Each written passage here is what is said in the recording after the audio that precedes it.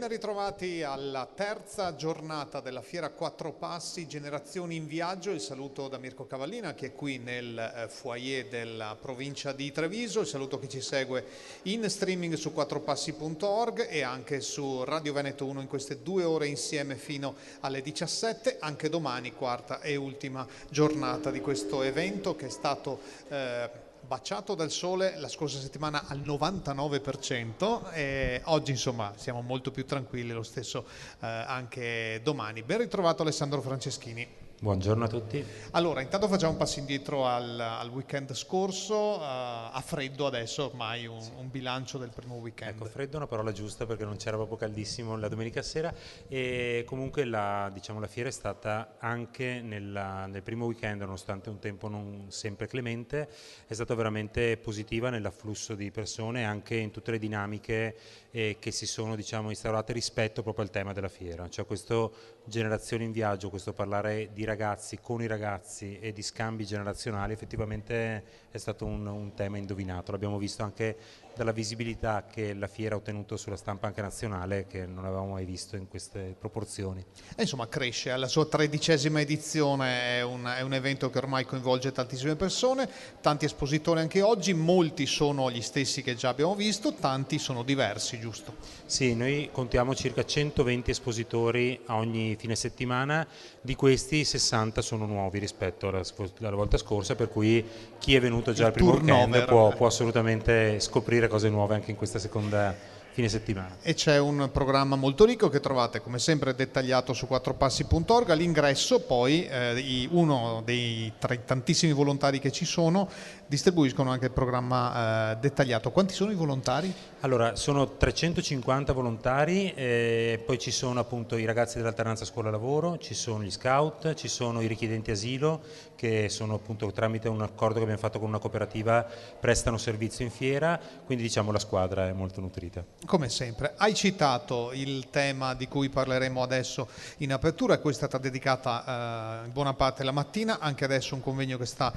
iniziando qui nell'auditorium della provincia di Treviso alle nostre spalle, ASL, Alternanza Scuola-Lavoro. Già un cenno l'abbiamo fatto la scorsa settimana, ma ricordiamo di cosa si tratta prima di raccontare la mattina.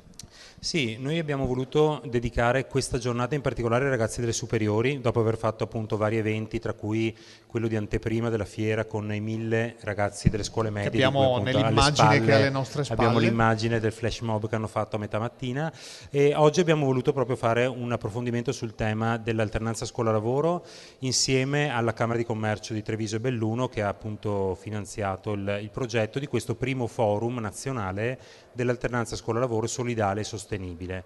Di cosa si tratta? Si tratta sostanzialmente di una giornata dedicata al tema dell'alternanza scuola-lavoro, quindi di questa possibilità che a livello legislativo è stata creata per i ragazzi della terza e quarta superiore di andare a fare delle esperienze all'interno delle aziende, delle istituzioni e per poi riportare quello che hanno imparato, visto eccetera all'interno dell'esperienza scolastica.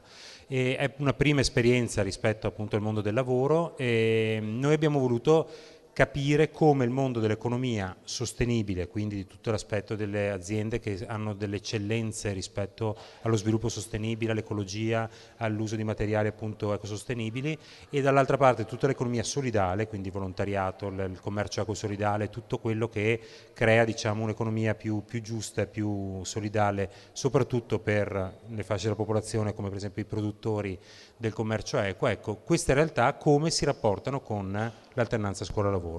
Abbiamo scoperto che molte aziende ospitano già ragazzi dell'alternanza scuola-lavoro, hanno già delle belle esperienze e anche qui in fiera abbiamo circa una trentina di ragazzi che già da mesi stanno lavorando per poter fare alternanza scuola-lavoro qui proprio da noi. Ricordiamo che il periodo di alternanza appunto tra scuola e lavoro è obbligatorio, ma è limitato anche a dei periodi ben precisi, no? Sì, le scuole poi declinano a seconda dei propri regolamenti interni la tipologia di alternanza scuola-lavoro. Alcuni prevedono proprio che la scuola per 2 settimane l'anno sostanzialmente manda i ragazzi in contemporanea in alternanza scuola-lavoro. La maggior parte però è orientata a dei progetti che i ragazzi scelgono, questo è anche interessante perché c'è proprio una sorta di impostazione preuniversitaria nel momento in cui scelgono che tipo di percorso fare, gli orari, si mettono d'accordo, hanno già un'interrelazione forte con i soggetti che propongono l'alternanza e fanno questo tipo di progetto. Sappiamo bene che sull'alternanza scuola-lavoro ci sono state anche molte critiche a livello nazionale, soprattutto laddove ci sono stati casi in cui i ragazzi dell'alternanza scuola-lavoro venivano impiegati per far fotocopie e portare i caffè agli uffici. Ecco, noi naturalmente non pensiamo che sia questa l'alternanza scuola-lavoro ideale. I ragazzi che fanno alternanza scuola-lavoro da noi fanno anche fotocopie, perché dovendo fare un'esperienza di lavoro chiunque lavora fa fotocopie, però ecco, non vogliamo assolutamente che l'esperienza all'interno della cooperativa Pace e Sviluppo, del mondo altromercato, del mondo della Fiera Quattro Passi sia appunto limitata a questo. Di cosa si parla adesso in questi minuti, in questo seminario? Allora, oggi pomeriggio abbiamo un seminario che è molto tecnico, fatto proprio per operatori, quindi per operatori dell'alternanza scuola-lavoro, insegnanti e aziende. È condotto da Maria Pia Zorzi della RAI e ci sono appunto tutta una serie di esperienze dirette rispetto all'uso e dell'alternanza scuola-lavoro come strumento proprio di sviluppo, e quindi si ragiona a livello sia didattico sia concreto rispetto a quello che si può fare con l'alternanza scuola-lavoro. Questa mattina invece con i ragazzi abbiamo fatto un'esperienza molto bella nella sala del Consiglio Provinciale di Treviso con oltre 100 ragazzi delle superiori. Abbiamo fatto una sorta di mini Parlamento in cui... ne ha l'aspetto, qui sopra l'auditorium, è proprio semicircolare. In cui i ragazzi sostanzialmente si sono proprio raccontati tra di loro delle esperienze virtuose di scuola-lavoro e abbiamo raccontato loro anche delle iniziative innovative rispetto a proposte che potrebbero adottare per i prossimi anni. Insomma, è un primo passo nell'attesa che poi non ci siano gli abusi di cui abbiamo parlato o le storture. Allora Alessandro, io ti lascio al resto della giornata, ai tuoi chilometri avanti e dietro tra bancarelle, e ci rivedremo sicuramente domani per i saluti. Perfetto, e per la chiusura sperando di dare dei numeri superiori a quelli numeri dell'anno nel scorso. senso buono. Sì. Grazie Alessandro, buon proseguimento. Allora passiamo subito ad un altro ospite, anche qui si fa alternanza appunto di ospiti, restiamo in quest'ambito dell'economia solidale e sostenibile. Arriva al posto di Alessandro invece Alessio, che è Alessio Badia, a tutti. Responsabile moda di Altro Mercato. Sì. Benvenuto. Facendo una battuta prima, microfoni spenti, ho detto non sei lo stilista di Altro Mercato. No, non sono lo stilista.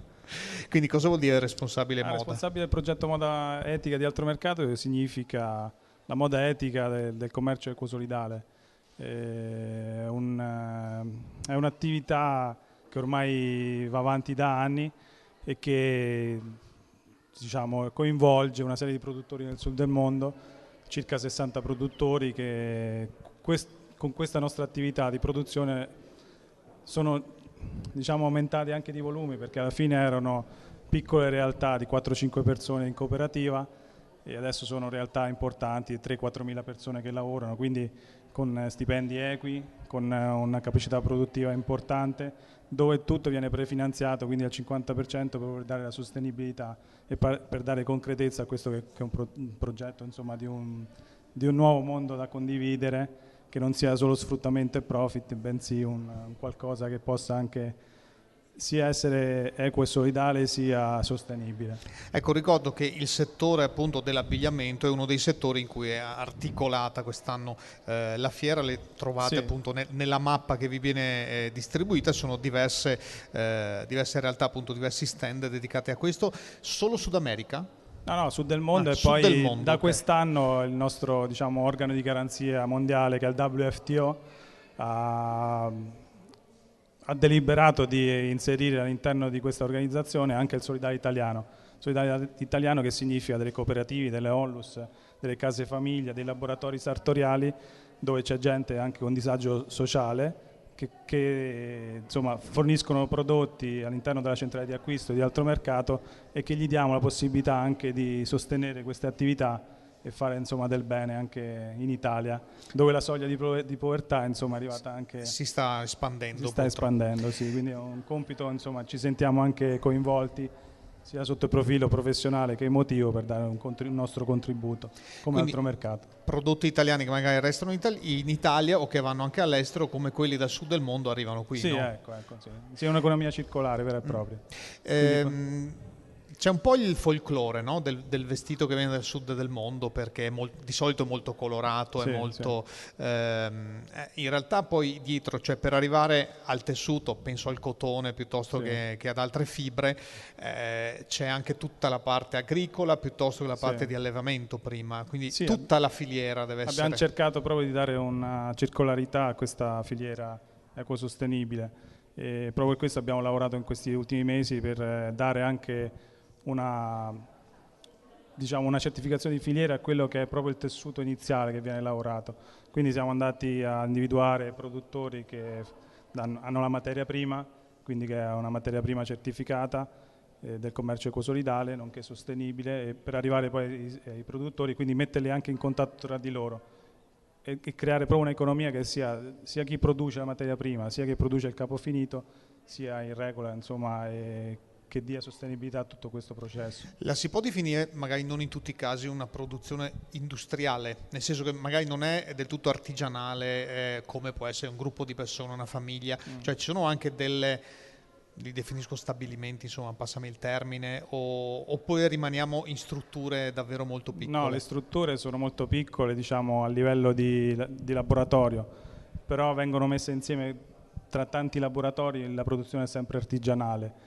È una produzione che viene fatta con telai anche antichi, specialmente nelle produzioni in Nepal, e ci sono tanti artigiani che contribuiscono a questo lavoro, quindi non c'è il classico stabilimento chiuso con le macchine da cucire, c'è proprio una serie di artigiani che si mettono insieme per dare un po' anche fare in modo che cresca anche il tessuto economico del territorio dove operano. Ecco, Nepal geograficamente non è sud del mondo. Perché... Sì, vabbè, sud del mondo noi esatto, intendiamo... per sud, cosa intendiamo? Sì, così intendiamo lo spieghiamo a chi tutti ci ascolta. i paesi un po', diciamo, in via di sviluppo, quindi India, Nepal, tutte quelle parti lì, Thailandia, Indonesia, tutte quelle parti un po' più che sono...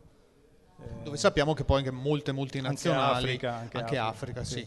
Che è il settore dove poi la parte del mondo dove molte multinazionali invece industrializzate, molto industrializzate, sfruttano e non rispettando alcuni parametri. Quindi un capo di moda di altro mercato, per essere tale, cioè per arrivare poi nelle bancarelle o nei negozi, che caratteristiche deve avere? Per essere sicuri che chi poi li prende che caratteristiche deve avere? Una volta individuato il produttore o artigiano, abbiamo un nostro comitato interno comitato etico che insomma organizza il viaggio, va a verificare effettivamente se ci sono tutti quei requisiti di carattere etico e del commercio ecosolidale, e quindi una volta verificata la cosa che sia realmente così come, diciamo, che rispetti quelle caratteristiche, allora viene inserita all'interno di un elenco di produttori dove a questo punto possono essere anche ingaggiati per fare i primi prototipi, i primi campioni, e poi se sono insomma in grado di continuare, di fare una vera e propria produzione. Quindi è tutto controllato, verificato. Noi ci teniamo tantissimo a questo perché è una nostra, diciamo, una nostra qualità, un valore che ci portiamo dietro da circa 30 anni. Appunto di avere tutto certificato. Sì. Tu sei stato in qualcuno di questi posti? Sì, diciamo sono stato in passato, adesso devo tornare a settembre-ottobre. Comunque il nostro staff, il mio team è già stato sia in India che in Nepal, proprio recentemente hanno diciamo, portato indietro veramente esperienze significative, importanti, anche sotto il profilo dei valori personali. Ecco. Tra l'altro credo che questo tipo di bancarelle, questo settore sia sicuramente uno dei più visitati almeno del pubblico femminile, no? Sì. Nel giorno del Royal Wedding, parliamo di vestiti. Sì. Sì, vabbè, le bancarelle sono un po' la rappresentanza di quello che è la moda. Poi la moda etica in particolare ultimamente diciamo, sta facendo anche tanto clamore, però bisogna avere anche una capacità di reputazione che magari le grandi case di moda lo fanno come marketing e comunicazione, noi lo facciamo perché ci crediamo e perché è un po' la nostra indole, la nostra, diciamo, caratteristica principale. È il vostro obiettivo. Sì. Alessio Badia, responsabile di Moda Altro Mercato, grazie per l'intervento, buona Grazie fiera. a voi, grazie per la possibilità. Brevissima Grazie. pausa, tra poco un'altra ospite sempre in diretta qui dalla Fiera Quattro Passi, 13ª edizione.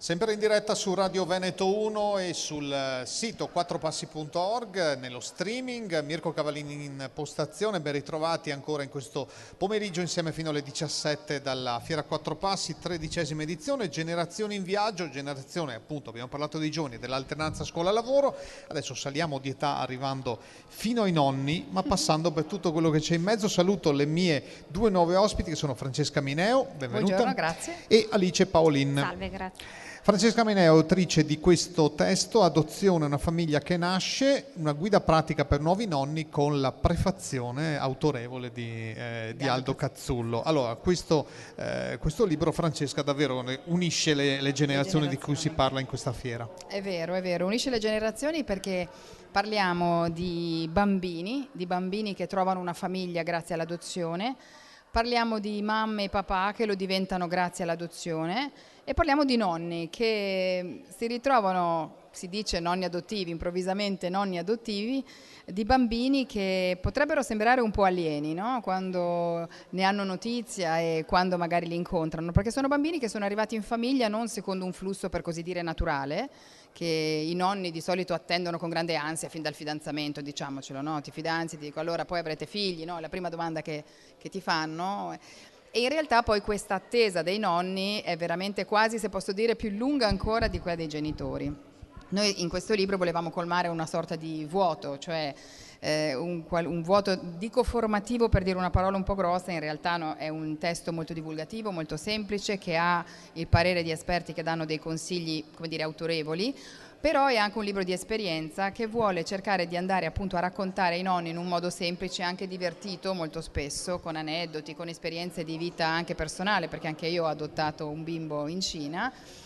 Vuole raccontare cosa significa essere nonni di bambini appunto arrivati attraverso l'adozione, quindi bambini che non sono come magari te li potresti, non sono figli biologici, sono figli a tutti gli effetti, sono nipoti a tutti gli effetti, e questo voglio dire non è da mettere in dubbio, ma è vero che hanno magari qualche caratteristica in più e i genitori sono molto preparati per arrivare a questo momento, mentre i nonni no.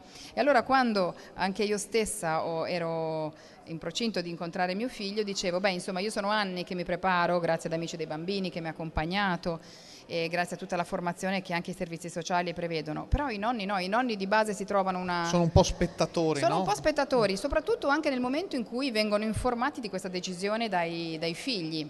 Diciamo che ti rendi conto, sì, perché ti rendi conto dopo che magari non hai neanche considerato di chiedere un parere.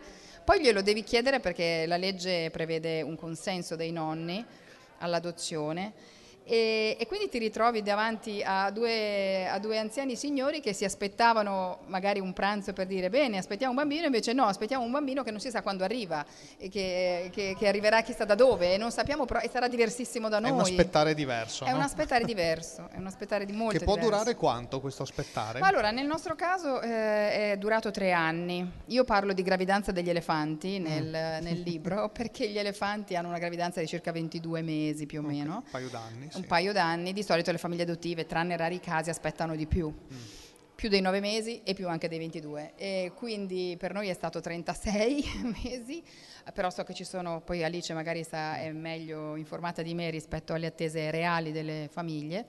Però è vero che da un lato è un tempo effettivamente lungo, se pensi ai bambini che aspettano una famiglia, per loro sarebbe urgente, come dire, partire subito. Certo. Da un lato è importante però un po' di preparazione averla, quindi è uno spazio che anche se è così dilatato, tutto sommato può essere utile e anche attraverso questo libro io cerco di fare capire ai nonni l'utilità di questo tempo, da spendere insieme ai figli che diventeranno genitori e quindi tutto un momento un po' delicato prima dell'incontro col nipote. Anche perché questo figlio o figlia che arriva... O figli, perché oggi arrivano anche in fratrie. Di più, arriva in età sua, che non è detto sia infantile. No, di solito infatti la media, la Commissione Adozioni Internazionali parla di una media di 5-6 anni, ormai forse più 6 che 5.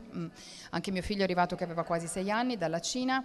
E quindi non piccolissimi, no, cioè sono già bambini, con un po' di coscienza. 1, 2 in orfanotrofi o in case famiglie, dipende da dove vengono, poi hanno tutti delle storie abbastanza pesanti questi bambini. I 5 anni dei nostri bimbi fatti in casa, diciamo così, non equivalgono a quei 5 anni, cioè vivere con la privazione di una famiglia, quindi senza i sentimenti che sono più importanti del cibo e di qualsiasi altra cosa, segnano parecchio, quindi in questo senso sì. E i nonni, ecco, questo lo devono un po' tenere presente, sai, a volte i nonni dicono ma sì, sono bambini come tutti gli altri, non è proprio così, cioè lo sono perché sono bambini, certo, che fanno tutto quello che fanno, ma che hanno già un vissuto, hanno una storia. Io parlo anche qui, cerco di semplificare, per questo che dico il libro è divulgativo ed è semplice, pur raccontando magari qualcosa di più profondo. Parlo di uno zainetto pesante che questi bambini arrivano già carichi, no? Carichi di storia, di vissuti di solito non felici. Certo. Bambini che però hanno grandi capacità di reazione, grande capacità di adattamento e grande desiderio di essere amati e di amare, quindi questa è una che risorsa. credo la loro fame Sì. maggiore, no? Sì. Fame 7 maggiore.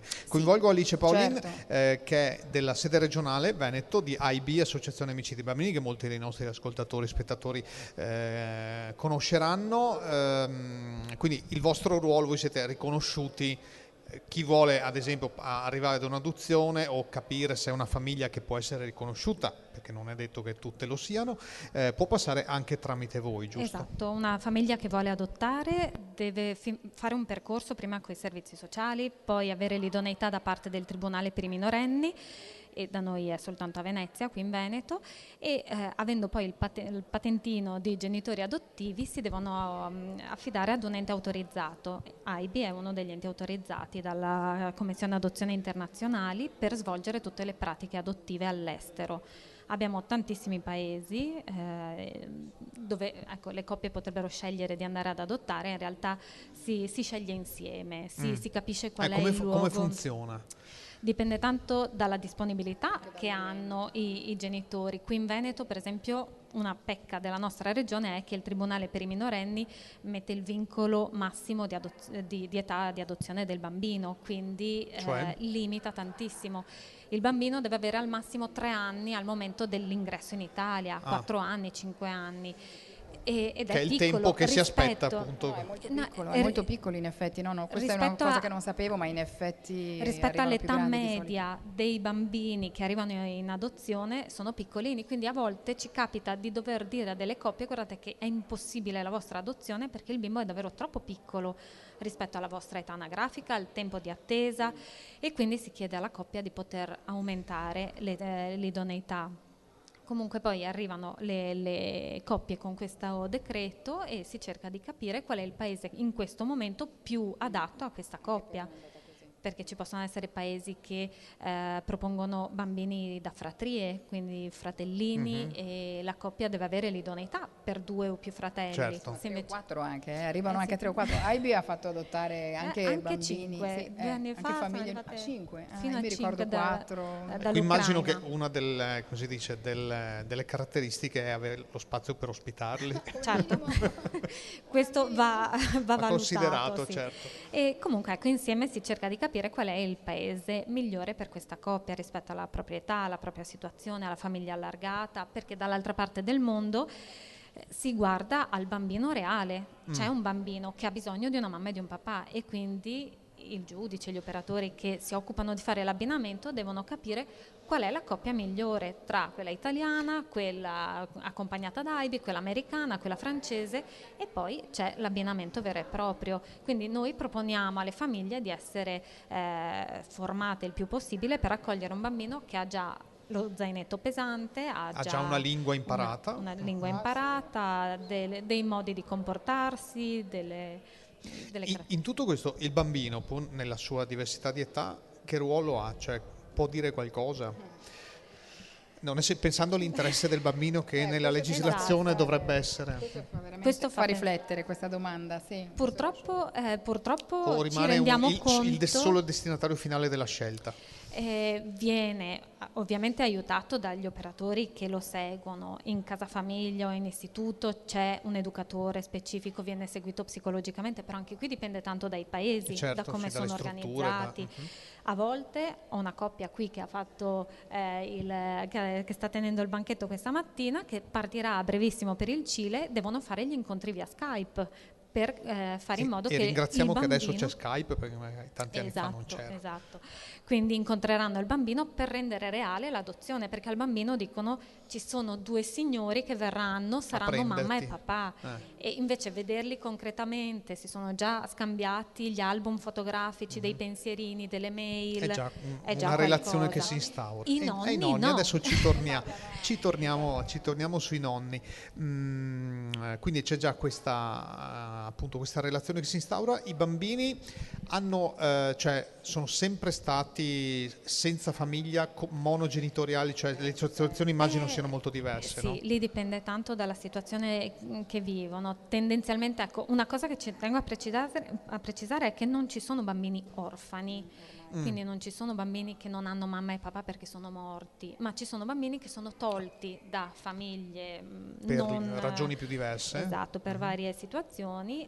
Quindi il servizio di tutela accompagna questo bambino nella situazione di accoglienza migliore. Dove il paese è organizzato ci possono essere case famiglia, affidi. Molte volte vediamo solamente l'istituto, quindi Come nelle più brutte immagini. brutto immaginario, no? Oggi devo dire, ritornando a quello che dicevi prima sui bambini, i bambini alla fine, mentre noi abbiamo tutti questi vincoli, queste informazioni, i bambini devo dire che accettano veramente qualunque genitore si presenti davanti a loro, questo per dire della fame di amore di cui parlavi, ed effettivamente è così.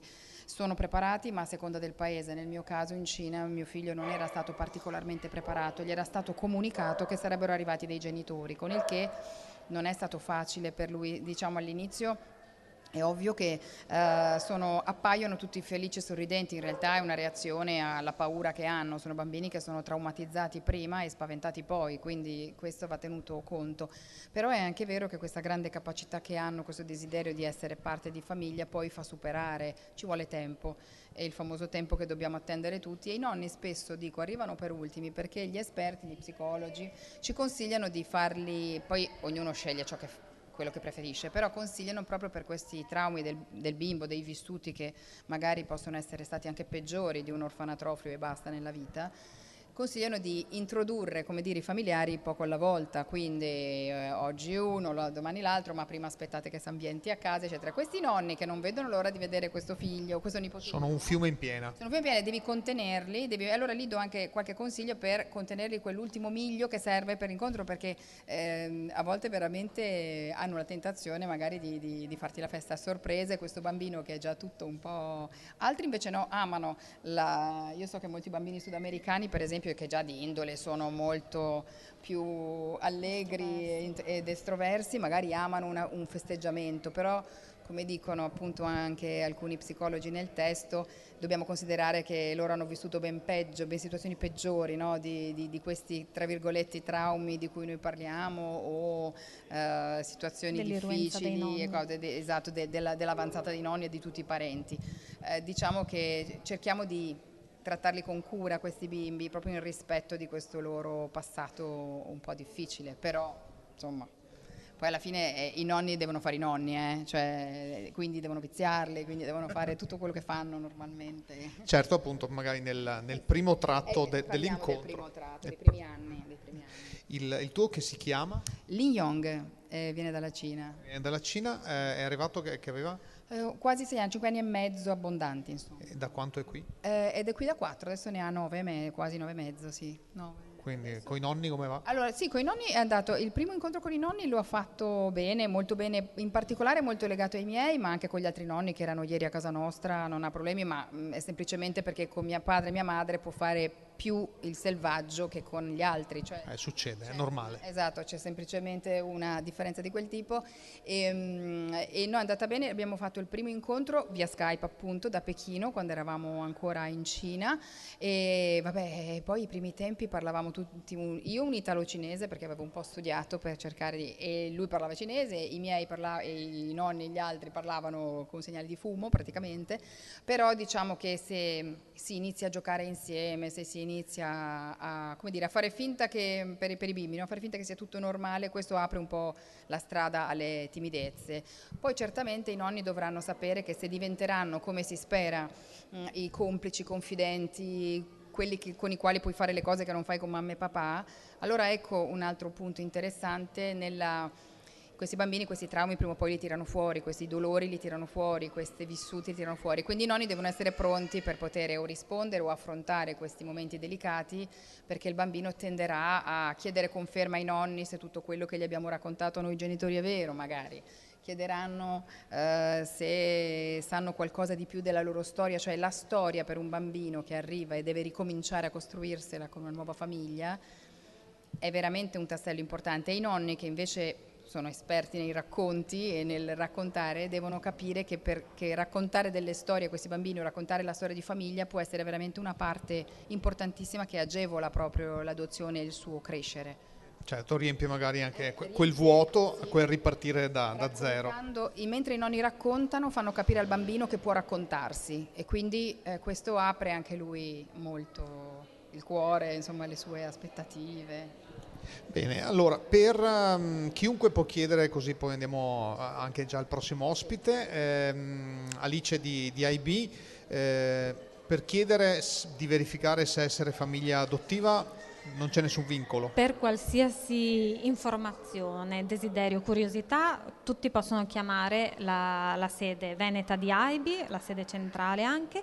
Diamo informazioni molto specifiche anche sul nostro sito, che è www.aibi.it, quindi già da lì diamo tante informazioni e anzi ci auguriamo che molti vengano a visitare il sito per aprire un pochino di più il cuore, per capire. Voi avete una stima a livello internazionale o di qualche numero, cioè quanti sono i bambini adottabili? C'è una stima? Noi sappiamo che c'è una stima abbastanza provvisoria, perché poi c'è anche da dire che molte volte non c'è un censimento reale, però sono circa 148 milioni di bambini fuori famiglia. Di questi però non tutti sono adottabili, e quello che sappiamo è che le adozioni internazionali qui in Italia sono calate un pochino rispetto a anni fa. Ultimamente gli ultimi dati parlano di 1100-1200 adozioni all'anno. Sono proprio poche, quindi è una crisi delle adozioni che vogliamo sconfiggere, vogliamo promuovere l'accoglienza in famiglia, perché i bambini che hanno bisogno di una mamma e un papà sono tanti. Famiglie potenzialmente accoglienti ce ne sono, e basterebbe insomma fare quel passo in più. Questo incontro manca. E allora speriamo che anche questo libro, per nonni ma anche per chi ha questo pensiero, Francesca Mineo, Edizioni San Paolo, grazie per l'intervento. Grazie a voi. Grazie anche a Alice Paolin di IB, breve pausa, torniamo tra poco. Salve, grazie.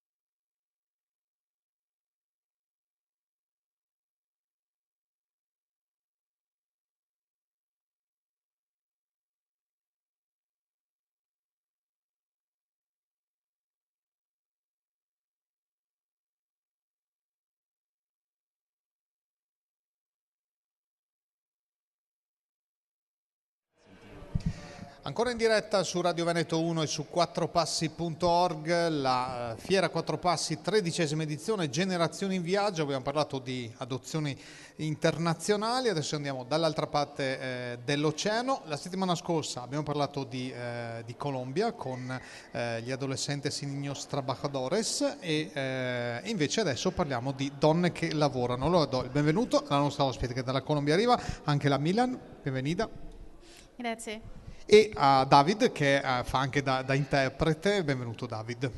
Grazie. Allora partiamo dal raccontare la storia di questa realtà che si chiama Contreras, giusto? Facciamo parlare Angela. Contreras, no, il suo cognome, Sapia è il nome dell'organizzazione. Angela sì. Milan Contreras e Sapia è questa realtà. Esatto. Ne facciamo raccontare un po' la storia, quando e come nasce. Se puoi descontare un poco la storia di come è nacido Sapia e un poco il valore sociale.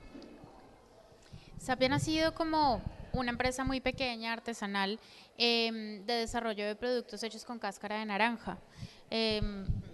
Allora, Sapia è nata come una piccola impresa artigianale e inizialmente lavorava sviluppando prodotti artigianali fatti con la buccia dell'arancia essiccata. Estos productos eran pequeños productos decorativos que se empezaron a vender localmente en Colombia. Más adelante, a través de unos procesos de industrialización, digamos, seguía siendo artesanal, pero se mejoraron los procesos, se empezaron a exportar a varias partes, incluido Italia. Diciamo che inizialmente era un processo molto artigianale, manuale, poche persone, si vendeva più che altro nel locale, dopodiché si è un po' standardizzato il processo pur rimanendo artigianale e si è iniziato a espandere un po', a conoscere altre persone e anche a esportare in Europa e negli Stati Uniti. Más adelante se empezaron a incluir nuevos materiales y en esta inclusión pues se empezaron a utilizar semillas y otro tipo de materiales naturales para hacer bisutería y algunos bolsos en cuero y en otros materiales también para exportación. In seguito hanno iniziato a usare anche altri materiali, generalmente ecosostenibili, che sono alcuni semi tipo che vengono da delle palme locali, la tagua e altri, e alcuni altri materiali per fare borse che possono essere sia la pelle che la camera d'aria riciclata, questo qua per poi esportarli sempre in Europa. Y el día de hoy, pues al día de hoy ya estamos en varios países, exportamos a Italia, Alemania, Australia, Estados Unidos, Canadá y Olanda. Oggi si esportano in diversi paesi, appunto gli Stati Uniti e il Canada, l'Australia e in Europa l'Italia, la Spagna, la Germania e l'Olanda. Quanti siete adesso? Quanti sono? ¿Cuántas personas trabajan en Sapia en este momento? Directamente con el departamento de exportaciones trabajamos unas 28 personas. Direttamente con il Dipartimento di Esportazione, diciamo così, 28 persone. E indirettamente? E indirettamente come? Indirectamente unas 40 a 50 Sì, tra 40 e personas. 50 persone direttamente. Indirettamente, spiego io, sarebbero le persone che loro chiamano satellites, che lavorano nelle zone marginali della città, che sono gruppi di donne fondamentalmente che si organizzano per lavorare. Bogotà, sì, infatti. Un'altra cosa, qua mi hanno scritto commercio equo alta qualità. Altra. Hanno sbagliato. Altra qualità. In Colombia, perché noi da tanti anni, ormai 13 qui, conosciamo il commercio ecosolidale, ma voglio capire dal Sud America cosa si sa del commercio ecosolidale. Sí, o sea que nosotros a Italia conocemos comercio justo hace mucho tiempo, pero ¿cómo lo ven o cómo lo consideran ustedes el comercio justo viéndolo de allá, de Colombia? El comercio justo es algo muy pequeño en Colombia por ahora, hasta ahora se está dando a conocer. Digamos que ha sido un trabajo largo tratar de que las personas entiendan la importancia de la responsabilidad social y ambiental relacionada con los procesos. Entonces es algo que todavía está muy pequeño. Nosotros hemos, a través del trabajo que hemos hecho con Altra Qualita y otras cooperativas de comercio justo, hemos logrado de alguna manera concientizar a ciertos grupos de personas de la importancia de esto. Sin embargo, en términos de consumo, en Colombia el consumo responsable todavía es algo poco conocido. Allora sì, in Colombia appunto quello che è il commercio eco, un consumo responsabile eccetera è ancora una nicchia molto piccola. È stato un lavoro molto lungo e importante in questi anni, fatto da loro internamente, lavorando a livello internazionale con altre organizzazioni tipo la nostra, e per cercare di sviluppare qualcosa di diverso e anche di fare, diciamo, mostrare alle persone che si può lavorare in maniera diversa. Detto ciò, a livello di produzione e soprattutto anche di consumo, diciamo, la massa critica è ancora molto ristretta. Hai fatto degli incontri qua a Treviso, altri commercianti, produttori, ma anche del Sud America o di altre parti? Si viste algo que te ha gustado acá en Treviso de los comerciantes que ven acá? Bueno, muchas cosas me ha gustado mucho. Me gusta mucho el comercio local. Hay muchísimos productos que en Colombia no se conocen. Entonces, eso me pareció interesante. La amarena. Sì. No. Però no, sì, cioè che le piace molto. Adesso abbiamo avuto pochissimo tempo di girare, siamo arrivati stamattina tra incontri vari eccetera, siamo liberi adesso dopo questa cosa, per cui abbiamo visto un po', le è piaciuto molto soprattutto tutto ciò che riguarda il commercio più locale, insomma. Il fatto sì, le amarene sono risaltate perché non le conosce direttamente, infatti dopo le compreremo. ¿Y después? ¿Y algo más que te ha llamado la atención? Sí, el salame artesanal, biológico, orgánico. Sí, che è algo muy extraño, un marrano organico. In Colombia. Sì, che in effetti il maiale organico, biologico, è qualcosa di strano, forse qua in Italia, figuriamoci in Colombia, eccetera. Posso chiedere di aggiungere due cose sul valore sociale del lavoro di Sapia? ¿Si puede agregar algo acerca del valor social del trabajo de Sapia? En Sapia promovemos el trabajo con mujeres en situación de vulnerabilidad. Eso quiere decir que un gran porcentaje de las personas que trabajan con nosotros son mujeres a quienes capacitamos y les enseñamos algunas técnicas para que puedan ser independientes economicamente.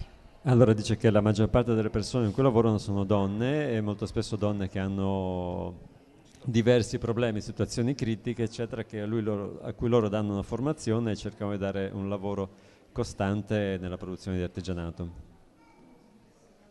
¿Algo más? Bueno, y lo otro es que utilizamos materiales responsables con el ambiente, tratamos de tener una trazabilidad desde el momento en que el material es concebido hasta el momento en que llega el producto a los clientes.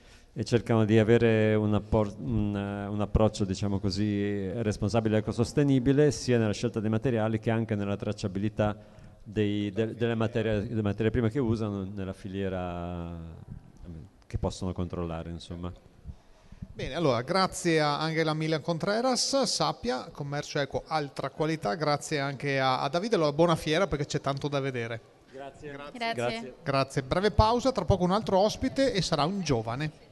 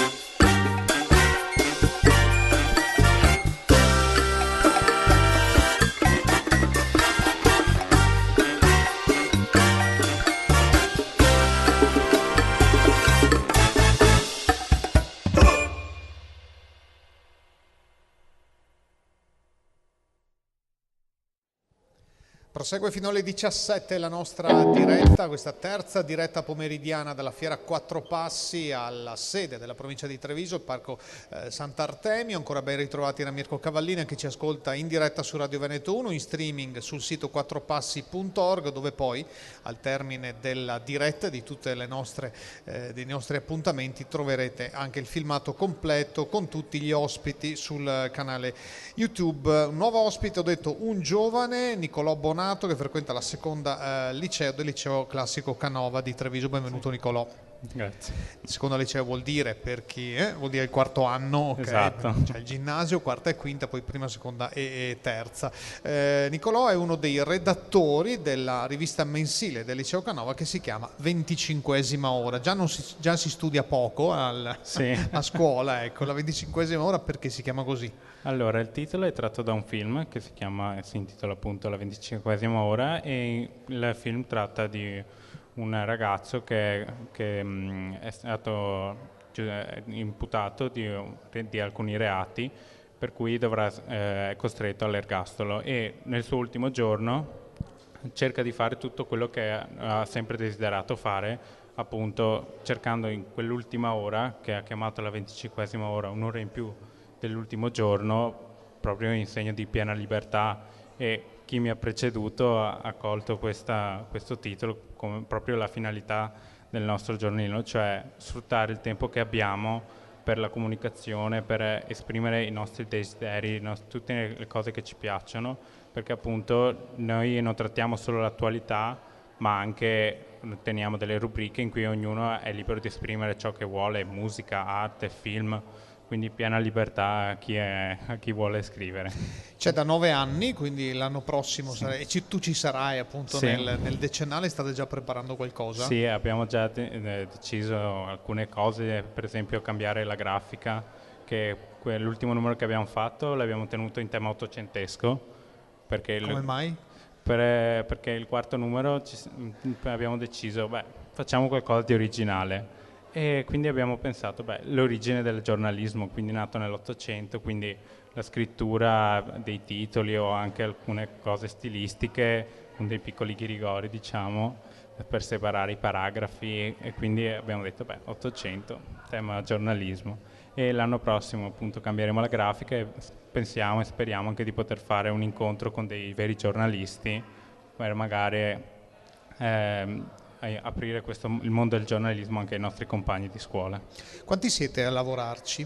Circa una cinquantina, tra illustratori che si occupano delle immagini, perché molte delle immagini che sono nel nostro giornalino sono fatte da alcuni studenti, e chi scrive, e anche i correttori degli articoli. Che non è cosa da poco. Esatto, poi è un bel lavorato. Errori di battitura ce ne sono sempre.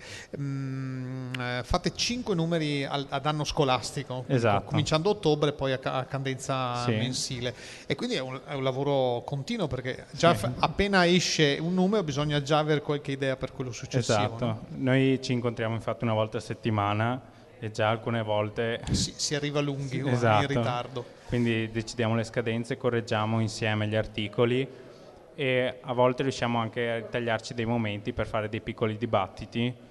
Per esempio la volta scorsa abbiamo parlato del conflitto tra Israele e la Palestina, e quindi magari trovare il tempo. Un argomentino non da poco di questi tempi. Esatto, quindi cerchiamo appunto di tenerci sempre aggiornati insieme. Chi sceglie? C'è un comitato di redazione? Sì, allora noi innanzitutto decidiamo il numero di pagine, e che poi è variabile? ci teniamo alle 36 pagine generalmente. In formato?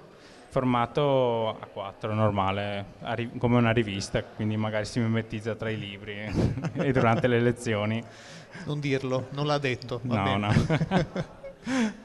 36 pagine non sono poche, considerando anche le foto, considerando che ad esempio un quotidiano, penso al Gazzettino piuttosto che la Tribuna, arrivano in un formato non tanto più grande, ma arrivano a poco più di intorno alle 50. Infatti gli articoli sono di una lunghezza di una pagina, quindi massimo. cerchiamo anche di essere vari negli argomenti.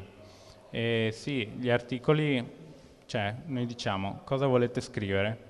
una persona propone un articolo, un articolo completamente diverso, o anche a volte se ci sono due articoli che trattano argomenti simili, magari affiancarli, quindi per avere punti di vista diversi sullo stesso argomento. Quante copie e la distribuzione? Allora, le copie sono circa 500, 600, dipende anche dai periodi, perché magari i primi 2 numeri sono quasi 800, perché durante gli Open Day li distribuiamo durante gli Open Day, quindi la gente passa, si prende una copia, mentre durante il resto dell'anno 500, che distribuiamo in tutte le classi.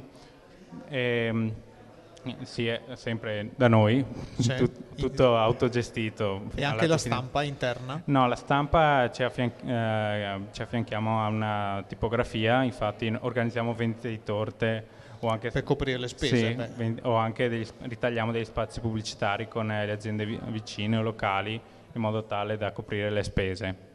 E quindi ci gestiamo anche noi appunto il lato economico. Insomma, non è poco gestire tutto questo. Tu da quanto sei nella redazione? Questo è il mio 3° anno, ho iniziato dal 2º. Dalla 5ª ginnasio? Sì. E quindi insomma sei già anche uno dei più esperti. Di cosa ti occupi specificamente? Allora, io adesso che sono redattore controllo un po' tutti gli articoli e mi occupo dell'editoriale, che è appunto il primo articolo del primo articolo che si trova, prendo il giornalino, e quindi tratto un po' la vita in generale, magari un po' più filosofico. E comunque generalmente parlavo di cronaca prima di diventare caporedattore con la mia collega. Quindi sei un po', diciamo, c'è uno che si può definire direttore? Io e la mia collega, perché non ci sono professori. No, solo di studenti. Sì. Appunto, volevo arrivare lì. Professori ormai c'è da 9 anni, insomma, quindi ha già una sua vita, una sua storia, no? Sì, noi come anche le altre attività del nostro liceo siamo completamente autogestite, appunto il lato economico e anche organizzativo, e quindi ci riuniamo tutti i giovedì e c'è un professore che controlla, gira, ci chiede come va, tutto bene. E niente, noi continuiamo tranquilli, beati. Bene, insomma, non è poco, extra orario scolastico, sì, ovviamente. Sì, noi ci incontriamo il giovedì dalle 2:30 alle 4:30, quindi tempo di mangiare un boccone, finiamo di solito alle 12:50, alcuni che hanno la sesta all'1:30, e quindi boccone e poi giornalino. E via, e si pensa già a questo. Voi stessi curate la grafica. È mai cambiata la grafica in questi 9 anni? Sì, noi l'abbiamo, per esempio, quando il primo anno è stato uno dei primi argomenti, cioè cambiare completamente il giornalino, perché prima era un formato come quello del Corriere della Sera, poi ci siamo resi conto che era un po' scomodo e allora siamo passati a un modello più da rivista. E quindi poi precedentemente erano cambiata anche altre volte, per esempio adesso è carta ecologica, riciclata, mentre prima era carta bianca, patinata. Esatto, quindi è cambiato in questi anni. Insomma, sono scelte importanti. Peccato che non hai portato una copia, avremmo potuto apprezzarla. Vabbè, allora magari passeremo al Liceo Canova. Il prossimo numero? Il prossimo numero esce tra 2 settimane circa. Quindi a ridosso della fase cruciale dell'anno? Sì, perché all'interno... È l'ultimo dell'anno? Sì. E infatti al suo interno ci sono gli addii dei ragazzi del 5º anno che salutano la scuola. Bocca al lupo per gli esami. A te resta ancora un anno, anche la tua co-direttrice di anche secondo. lei, sì, siamo entrambi liceo classico. State già pensando ai successori?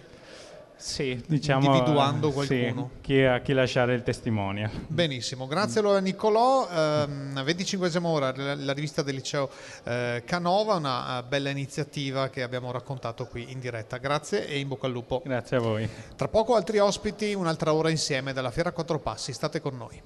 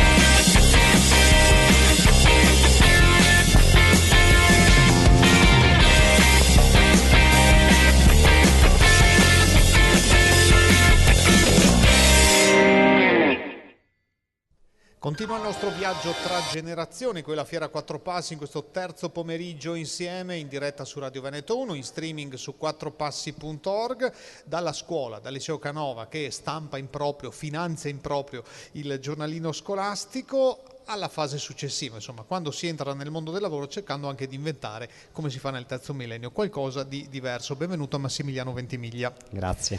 Che è uno dei cofondatori di H-Farm. Sì, okay. Qualche anno fa. Diversi anni fa ormai. Adesso invece hai scelto altri percorsi dando vita a quella che si chiama Onde Alte. Esatto. Vero? Sì. Ce ne vuoi parlare? Volentieri. Allora, Onde Alte, diciamo, nasce da un percorso personale che un paio di anni fa mi ha portato un po' a mettere in discussione quello che stavo facendo, un po' la mia professione e la mia carriera. Io per una vita mi sono occupato di innovazione, di marketing e di comunicazione per grandi aziende, facendo progetti grandi per i brand molto importanti sia in Italia che all'estero. Però un paio di anni fa mi è, come dire, scattata una sorta di inquietudine. Sono stato in un'università in Silicon Valley che si chiama Singularity University, e in un posto piccolino che si chiama Moffett Field, dove però c'è una cosa importante che è il parco scientifico della NASA. In questo parco scientifico hanno costruito anni fa lo shuttle in un posto speciale che è Hangar One. Ancora oggi lo si può vedere, anche se si vede solo lo scheletro, molto suggestivo. Sono stato in questo posto dove di fatto c'è quella che ho capito essere una vera e propria ossessione, dico sorridendo, e cioè una domanda che in qualche modo è la domanda faro di tutto il progetto di Singularity University, che è come si può, attraverso l'uso delle nuove tecnologie e dell'innovazione, creare impatto positivo per la società per almeno 1 billion people, almeno 1 miliardo di persone. Oggi che guardavano il Royal Wedding ce n'è 2 miliardi, quindi metà del pubblico. Esatto, vabbè, diciamo che esatto, no, allora lì penso a qualcosa di un po' più serio.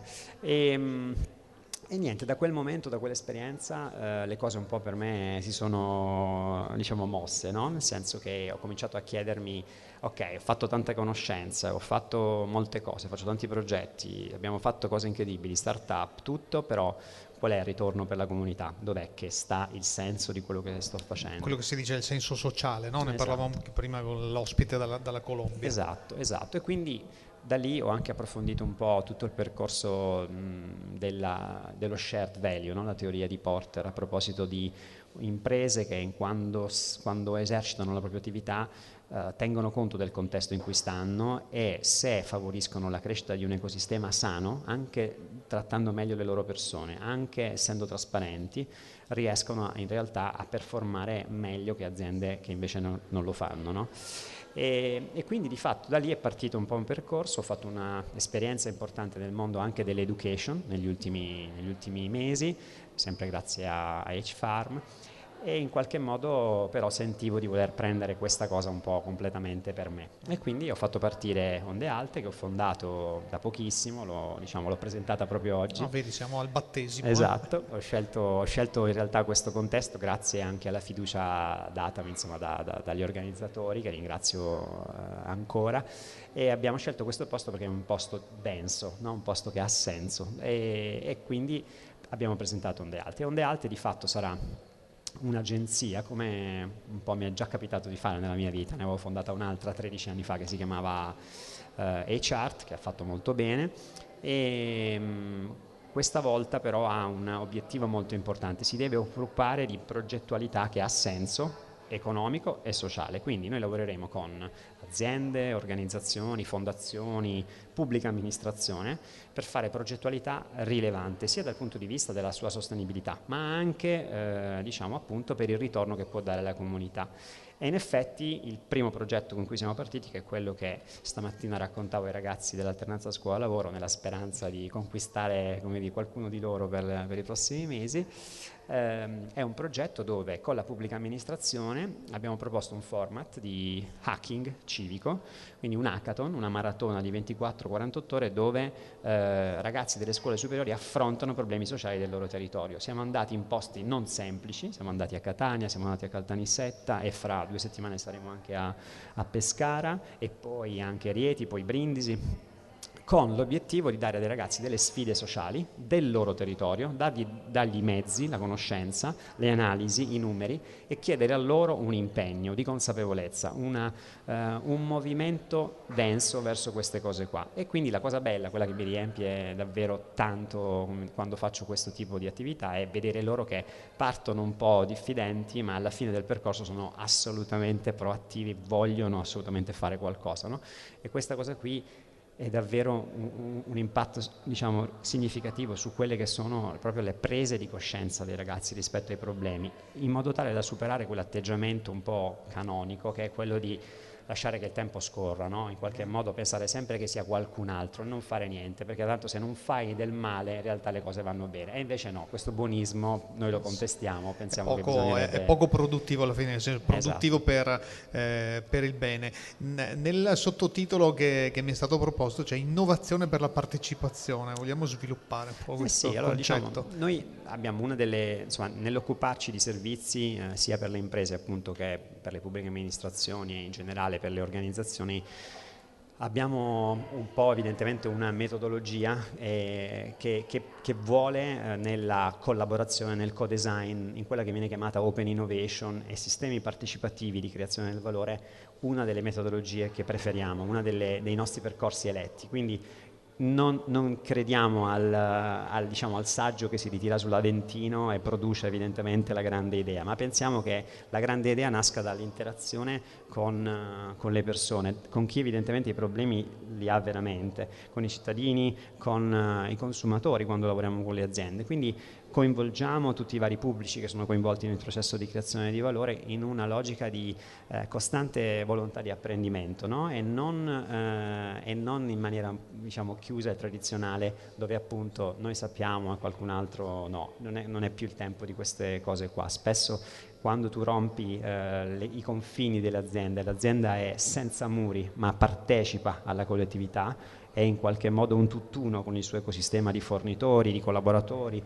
Quella è un'azienda che moltiplica le sue forze, perché tu vieni a contatto con un sacco di persone e già solo fare questo produce valore e consapevolezza, no? Quindi è per questo che la partecipazione è centrale nel progetto di Onde Alte. Perché Onde Alte?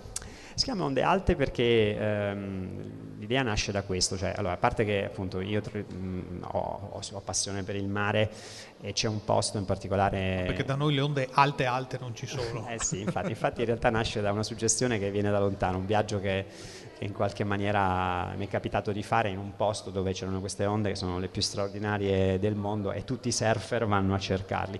E io mi ricordo che quando arrivavano queste onde e noi eravamo affacciati a vederle, c'era questa sorta di attesa di un fenomeno importante che poi veramente era pieno di energia, è un'espressione straordinaria di energia. Ecco, quello che vorremmo cercare di fare è portare questa energia con le persone con cui andremo a collaborare dentro e fuori dall'azienda. Quindi l'idea è quella di provare a creare onde significative, onde di energia significative. Con la capacità anche di cavalcarle, perché poi chiaramente.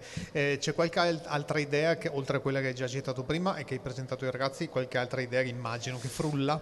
Sì, assolutamente. Diciamo, una idea che a me affascina molto, e adesso ne stiamo discutendo con un po' di aziende, è quella di creare dei workshop per le leadership delle aziende, quindi il management delle aziende, per far sì che le aziende trasformino il loro percorso normale in un percorso che appunto è di valore condiviso, cioè dove non si veda più, si superi il limite della visione della responsabilità sociale come un cluster diviso, no?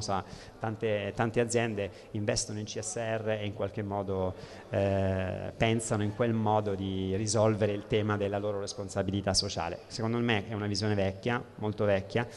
Credo che invece la responsabilità sociale debba essere guardata in orizzontale, non più in verticale, cioè deve essere qualcosa che attraversa l'azienda in tutto, in come tratta le proprie persone, in come compra dai fornitori, in come tratta i fornitori, in le scelte di prodotto che fa, nelle scelte evidentemente di distribuzione, di mercato che fa, nei prezzi che applica. Quello vuol dire essere evidentemente responsabili socialmente, non soltanto fare un progetto, come dire, una tantum che in qualche modo sembra quasi un meccanismo per lavorare sulla reputazione. Questa cosa qui è fake, no? Si dice, è un po' strana o comunque molto limitata.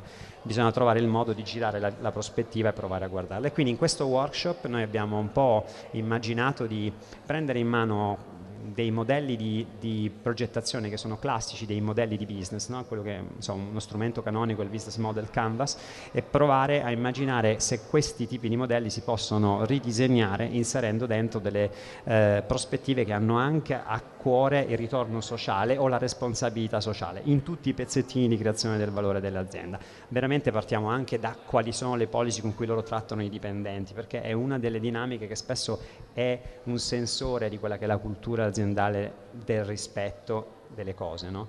Quindi questa è un'altra cosa a cui stiamo lavorando. Insomma, c'è molto da fare dal basso e anche dall'alto. Grazie allora Massimiliano Ventimiglia, buona fiera. Grazie a voi. Arriviamo subito da un altro ospite perché è già pronto. Noi nella nostra inversione di scaletta siamo molto elastici. Allora, abbiamo parlato prima di arance dalla Colombia con l'azienda Sapia, che era partita appunto dalla lavorazione delle bucce secche di arancia, e in qualche modo ci leghiamo ancora a questo ottimo frutto che non è più di stagione. Adesso ormai a maggio siamo alla stagione delle ciliegie ormai. Benvenuto a Peppe. Grazie, un saluto a tutte le radioascoltatrici e a tutti i radioascoltatori. Grazie allora a Peppe, e con te siamo a Rosarno. Sì. Con te, tramite te insomma, sì, siamo a Rosarno, sì. Giusto? Per i pochi distratti, intanto la ricollochiamo geograficamente e poi anche storicamente, insomma, perché è un nome che è stato per tanto tempo sulla bocca di tanti e sui titoli non sempre felici. Sì, in realtà le arance ci sono ancora. Ah, ci sono? Sì. Va bene, allora, ottima notizia. E ce l'abbiamo anche, perdonatemi, poi lo veniamo spot, a trovarti. Anche al banchetto. Sì, Rosarno è un piccolo centro della provincia di Reggio Calabria, situato appunto nella piana di Rosarno, Oggio e Atauro, sul versante tirrenico della Calabria.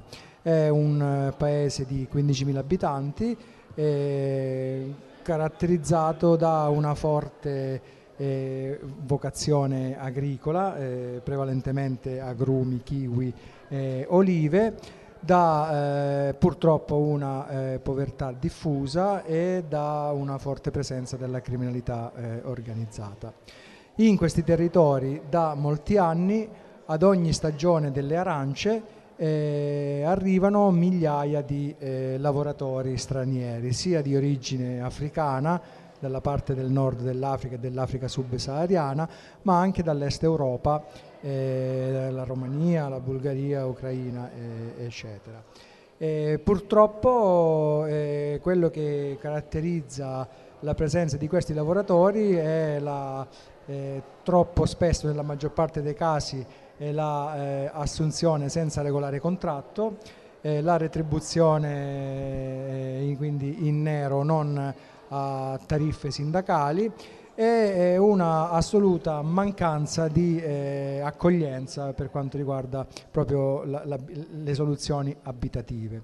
È una cosa che è una veramente vergogna per l'umanità, che delle persone, soprattutto lavoratori, ma cioè, a prescindere, ma comunque è una vergogna che queste persone vivano nelle condizioni in cui vivono.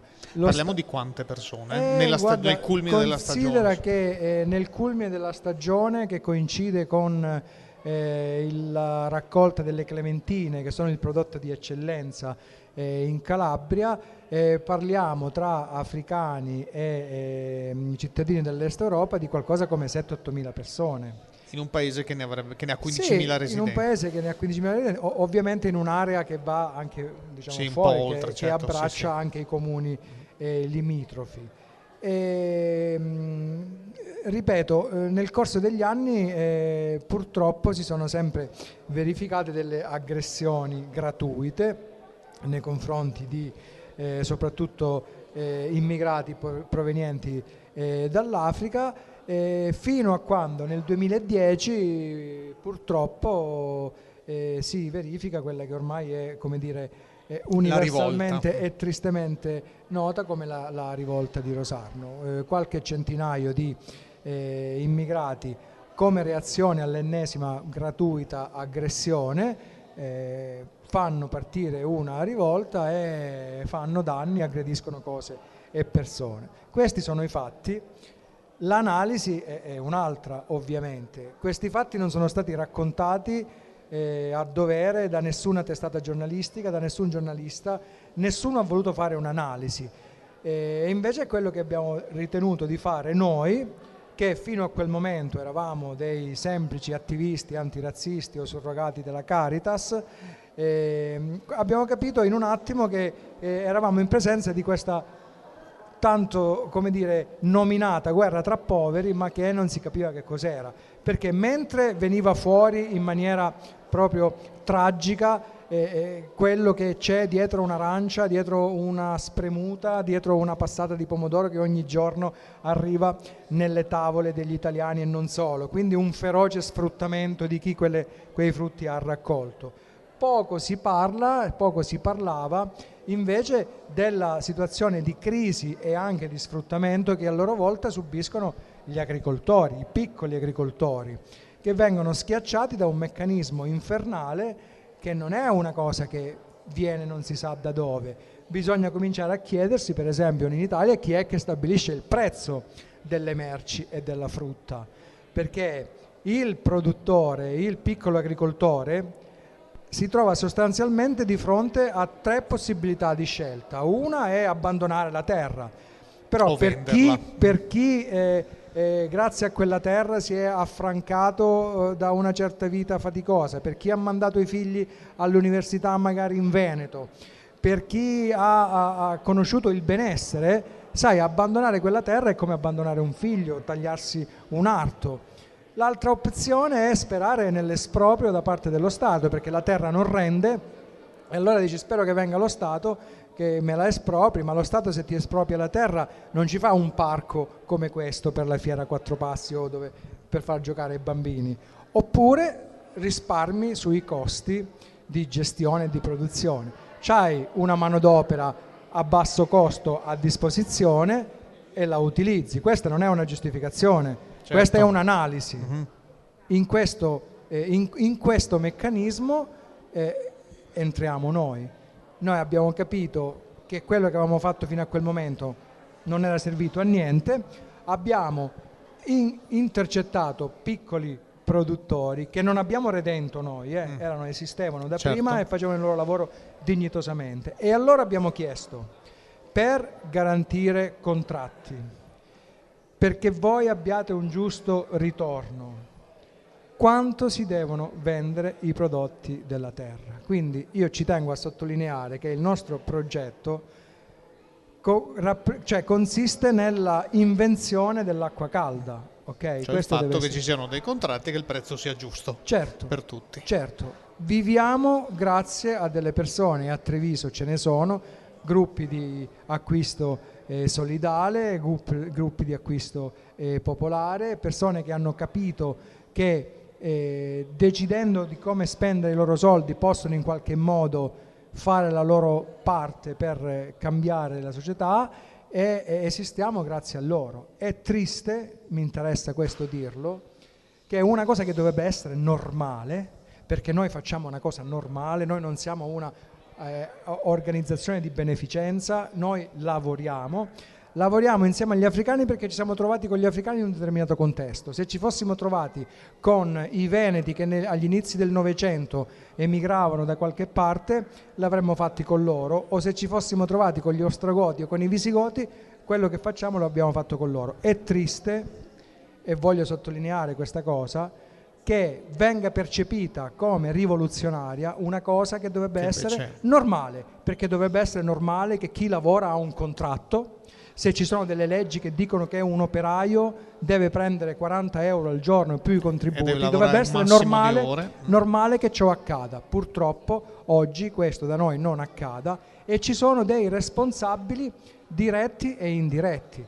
Visto che tanto ci piace parlare di caporali e qualcuno ci vuole presentare come il caporale, il responsabile unico dello sfruttamento dei lavoratori, allora se proprio ci piacciono i termini militareschi, se c'è il caporale c'è anche il capitano, il maggiore, il colonnello e c'è pure il generale. La domanda è: chi oggi determina i prezzi della frutta nel nostro paese? Secondo noi è la grande distribuzione organizzata.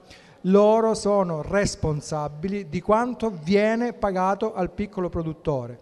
Loro, per sgomberare il campo da qualsiasi dubbio e qualsiasi perplessità, dovrebbero semplicemente far conoscere alla popolazione, agli acquirenti che vanno ogni giorno in un supermercato, quanto vendono un prodotto e quanto quel prodotto è stato pagato al produttore, altrimenti non se ne esce. Discuteremo sempre di specchietti per le allodole, ma non centreremmo mai l'argomento. Peppe, in questo contesto succede anche di distruggere dei prodotti? Sì, il meccanismo della distruzione del prodotto era una cosa che era, come dire, una cosa che era usata negli anni precedenti. L'Unione Europea pagava affinché il prodotto venisse distrutto per mantenere alto il prezzo. Ovviamente in questo meccanismo, che era un meccanismo che quand'anche fosse efficace in linea di principio, aveva punti deboli a non finire, tant'è che organizzazioni criminali si sono ficcate dentro. Tutti quanti avrete sentito parlare delle arance di carta o di cartone, camion che entravano pieni in un centro di raccolta e uscivano pieni da quel centro di raccolta e andavano in un altro centro di raccolta e venivano ripesate.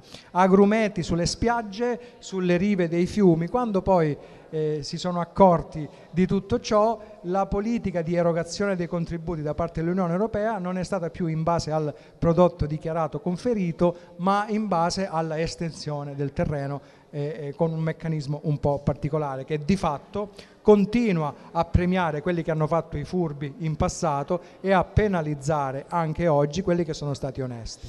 Allora, chi ci ascolta, quando comprate una clementina, un chilo di clementine, le arance, le tarocco, tutto quello che viene prodotto, o un litro d'olio d'oliva, insomma, o un chilo di pomodori, pensate anche, magari è faticoso, però andate anche a verificare qual è la provenienza e fatevi queste domande, perché prima abbiamo parlato di sud del mondo, no? Sì. Ma questo è Italia, è Repubblica Italiana, anche Rosarno, insomma, dove qui le leggi dovrebbero valere allo stesso modo. È una questione di informazione e di consapevolezza. Questo tipo di informazione nel nostro paese non sono facilmente reperibili.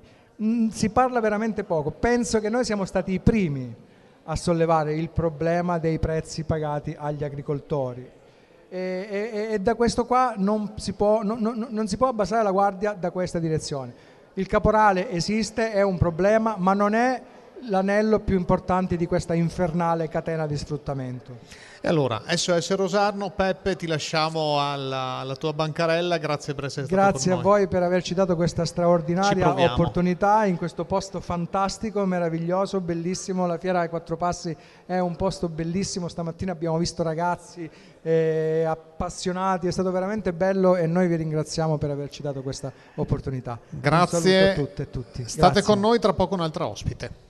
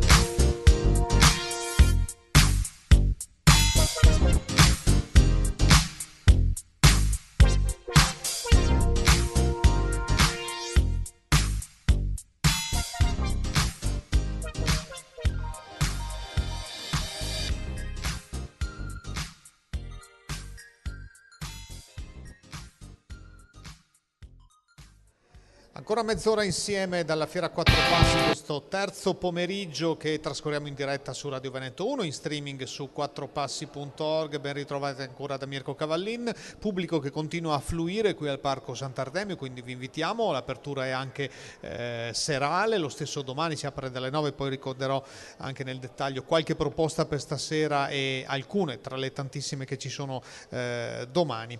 Altra ospite che ci parla di volontariato, perché Emmaus è un'associazione di volontariato, Elisabetta Visentin. Ciao Elisabetta. Ciao. Benvenuta. Allora, Emmaus è, come detto, un'associazione di volontariato che ha sede qui nel Trevigiano, ma che appartiene a una famiglia più grande. Certo. Allora, grazie dell'opportunità di poter raccontare un po' la nostra esperienza. Noi siamo dell'associazione Emmaus Treviso, è un'associazione di volontariato iscritta al registro regionale delle organizzazioni di volontariato. Aderiamo al movimento Emmaus in Italia che nasce internazionale, che nasce in Francia nel 1949 dall'Abbé Pierre. Emmaus ha delle comunità di accoglienza per persone che sono in disagio sociale o abitativo, e le persone accolte si autosostengono attraverso un'attività di raccolta e riuso di materiale che viene donato all'associazione. Quindi l'associazione ha dei mercatini solidali dell'usato dove le persone possono donare il materiale e questo poi viene rivenduto e ricavato sostiene le comunità di accoglienza. Insomma, un concetto semplicissimo che però insomma dietro ha anche molto quel che si diceva prima, no? il valore sociale del fatto che uno ha una cosa, non la usa più, la porta al mercatino viene rivenduta, il ricavato va a sostenere queste comunità che sono maschili e femminili. Quante sono qui dalle nostre parti? Abbiamo una comunità maschile e una piccola realtà di accoglienza femminile. Ecco, sono realtà dove le persone che magari provengono da una situazione di emergenza, perché magari non hanno più una rete sociale di riferimento, non hanno più un supporto, si trovano in un momento della vita in cui hanno bisogno di essere sostenute, accolte, e per questo scelgono di far parte della nostra comunità e però le persone stesse sono promotrici del proprio cambiamento, perché non sono comunità che ricevono dei finanziamenti pubblici, ma si autosostengono solo con il lavoro delle persone che sono accolte. Quindi le persone che sono accolte accettano di vivere in comunità e anche di partecipare a questa attività di raccolta. Raccogliamo a domicilio, quindi se qualcuno ha qualcosa da donare ci contatta, noi andiamo a prenderlo a domicilio, lo ritiriamo. Cose in buono stato, non cose da discarica. Certo, sì, non raccogliamo le cose da discarica. C'è la discarica, ci sono i card per quello. Esatto, sono solo cose che possono effettivamente ancora essere riutilizzate, che magari una persona cambia perché ha voglia di cambiare la cucina, ha voglia di cambiare un armadio, però questo è ancora buono, ancora in buono stato e può essere ancora riutilizzato. Per questo noi lo ritiriamo e poi viene rivenduto. Ha un valore sociale, prima di tutto perché la vendita permette il sostentamento delle comunità di accoglienza, ma anche un valore ecologico, perché il materiale che magari una persona tenderebbe comunque, anche se in buono stato, a portare al CERD viene riutilizzato, quindi riprende una buona vita, ancora una nuova vita. C'è una sede a Cornuda del mercatino, esatto, e c'è una invece più nuova a Treviso. Una sede, esatto, a Cornuda, siamo presenti dal 2009, qui a Treviso prima eravamo in Viale Montegrappa, adesso siamo sotto il grattacielo di Via Pisa sono mercatini dove si possono trovare mobili, oggetti, vestiti, quadri, un po' tutto quello che può servire ad una cifra comunque anche vantaggiosa ed economica, perché l'idea è quella di riutilizzare il prodotto, il materiale e dare anche la possibilità a persone che magari non hanno la possibilità di comprare delle cose case a prezzi altissimi, ma comunque avere un vestito a poco o un mobile a poco, ecco. Quindi è un circolo virtuoso, diciamo, questo genera un circolo virtuoso, dove una cosa che stava per essere buttata di fatto permette di creare solidarietà con le comunità di accoglienza, e poi anche perché Emmaus sostiene altri progetti di solidarietà, quindi qualora ci fosse un utile in questa attività, questo permette di creare di sostenere progetti di solidarietà in Italia o nel mondo attraverso appunto i progetti che Emmaus Internazionale sostiene attraverso le diverse comunità che ci sono nel mondo. Insomma, è un bene che si moltiplica anche attraverso la vostra rete. Nelle comunità tra maschile e femminile adesso, perché immagino che il numero sia molto variabile, quante persone ci sono? Sì, normalmente ci sono una quindicina di persone, ecco, l'anno scorso sono state accolte 22 persone. Sono comunità dove magari una persona resta anche per un mese, 2, 3, così come persone che restano per molto tempo, ecco, anche per anni, insomma, ecco. Anche se l'obiettivo è che ne escano prima o poi, immagino. Sì, ma anche no, nel senso che le comunità sono luoghi di vita normali, come può essere una famiglia, come può essere... quindi sono persone che di fatto... stanno dentro alla società, stanno dentro, non devono reinserirsi nella società. Le comunità sono già all'interno della società, sono luoghi in cui le persone scelgano di vivere insieme per un fine diverso e con un aiuto reciproco e facendo qualcosa di solidale per gli altri. Allora, per i dettagli vi troviamo su Facebook, Emmaus Treviso, oppure emmaustreviso.it. Ecco. Aggiungo solo che qui alla Fiera Quattro Passi abbiamo degli arredi selezionati, quindi quello che si può trovare qui è un po' particolare rispetto a quello che normalmente si trova nei nostri mercatini, perché da un paio d'anni abbiamo attivato anche proprio per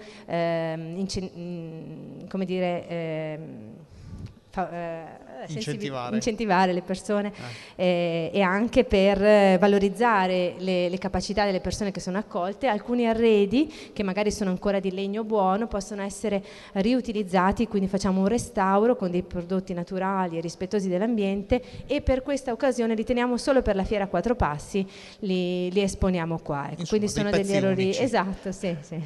Benissimo, allora grazie Elisabetta e a tutta la comunità Emmaus, buona fiera. Grazie anche alla Fiera Quattro Passi. Tra poco ospiti al plurale, state con noi.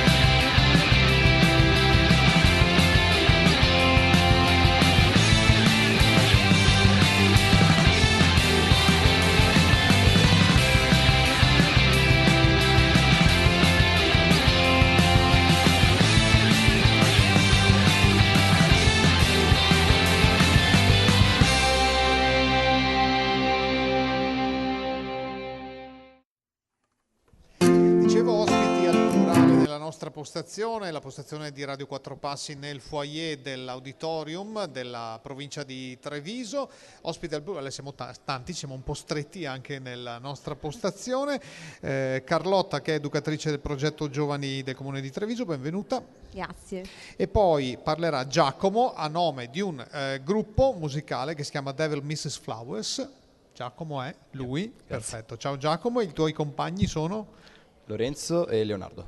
Lorenzo e Leonardo. Allora, partiamo da Carlotta, che ci parla di questa rete Larsen. Il Larsen è quel fenomeno fastidioso che potrei fare ma non faccio, è quando il microfono fischia perché le casse, perché non c'è il volume regolato per bene. Allora, parliamo di musica evidentemente, sì. di giovani musicisti. Sì, ciao a tutti, appunto io sono Carlotta, sono l'operatrice del progetto Giovani. La rete Larsen è un insieme di 4 sale prove della provincia di Treviso, quindi comprende appunto la sala prove comunale di Treviso, la sala prove comunale di Roncade e altre 2 sale prove, quella di San Biagio e di Montebelluna, che sono gestite da 2 associazioni.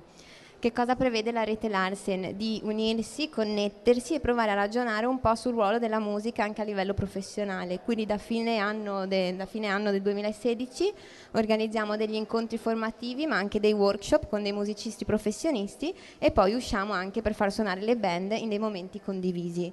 Qui alla Fiera Quattro Passi siamo stati invitati in connessione appunto con la giornata di oggi, che è legata all'alternanza scuola-lavoro, e usciamo appunto con 5 band giovanili, quindi tendenzialmente tutte sotto gli under 30, tra cui appunto 2 band della sala prove comunale di Treviso. Ecco, fino alle 19, lo dico per chi poi potrà venire, nell'area spettacoli appunto sono questi gruppi che si esibiscono, poi citeremo anche gli altri. Nel complesso, adesso ancora a te Carlotta, quanti gruppi girano, quante persone? Ok, allora nelle sale prove comunali abbiamo una tendenza di 13-14 band che però variano, ovviamente dipende un po' dal momento della loro vita, dalla fase, ma anche se stanno registrando o no.